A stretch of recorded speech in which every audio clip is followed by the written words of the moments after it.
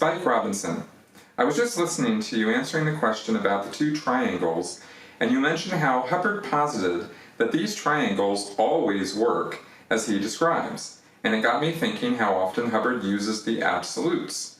Always, never, invariably, etc. Now, we know that Hubbard also described the SP, the suppressive person, as always speaking in general absolute terms. Pretty darn obvious, yes? He's describing himself. There's a few other places, I'm sure you'll know them better than I do, where he defines some quality of an SP and then demonstrates the same behavior or characteristic himself, almost in the same breath. So my question to you is, knowing what you know of Hubbard, do you think he was leaving these in-your-face clues to his true nature in his work, deliberately showing his victims the wires and the pulleys of his deception and laughing all the way?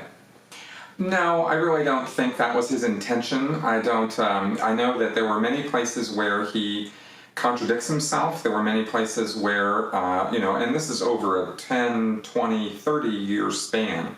So it'd be pretty amazing if he didn't contradict himself at least a few times during the course of going from Dianetics all the way through to all of the materials of Scientology. And in fact, he contradicted himself quite a few times. I also know that there were places where he changed his mind about things, like on purpose, and so was going in one direction and then said, yeah, no, we were doing this, but actually we need to be doing this, and that sort of thing. And I think that when you look back on some of what he was talking about, especially when he's talking about hypnotism, methods of mind control, methods of implanting people with thoughts and suggestions and using undue influence on people, you know that the way he talks about it, he definitely knew about the methodologies of this stuff, and he knew how to do it, and he was doing it.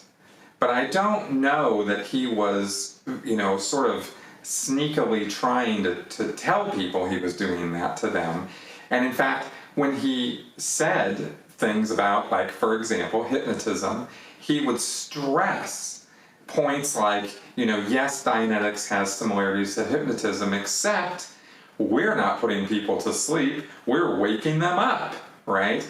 And he would sort of throw these curves in there, right? Or he said that there were many times where he talked about the fact that Dianetics and Scientology guidelines, methodologies, rules, whatever, discoveries could be found in earlier works. And yet he then said, but the difference is that we've culled out from those earlier works the important points, right?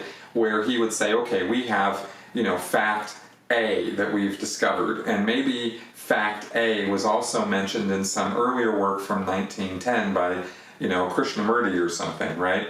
But also Krishnamurti buries fact A amidst all of this other stuff that's not true and doesn't have any, focus or reason or truth connected to it. And so we've plucked out fact A and given it its proper perspective and proper importance.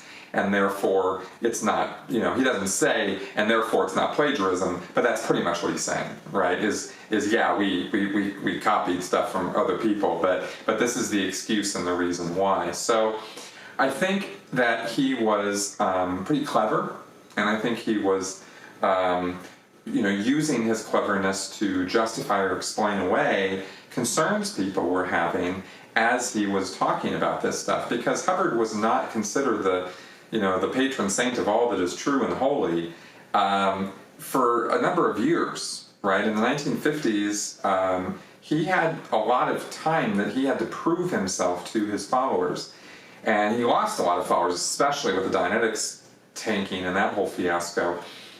So building up Scientology, he had a lot of explaining to do, and I think he was really using his gray cells to justify and explain away inconsistencies or problems or plagiarism or whatever.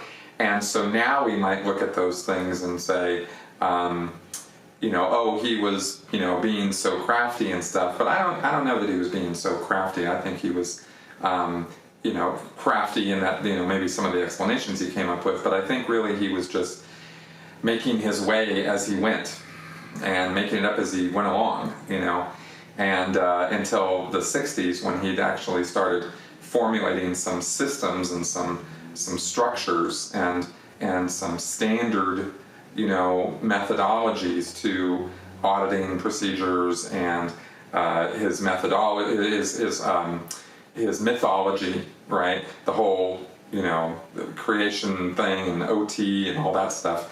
That started getting really structured in the 60s, and that's when he took on the persona of the, patron saint of all that is holy and true, and wrote Keeping Scientology Working and the much more dogmatic approach that he took to the subject. So that's kind of how I look at it. Is I don't think he was. I think he was laughing all the way to the bank in some respects, but I think he also believed in what he was doing enough that he sold himself on his own con.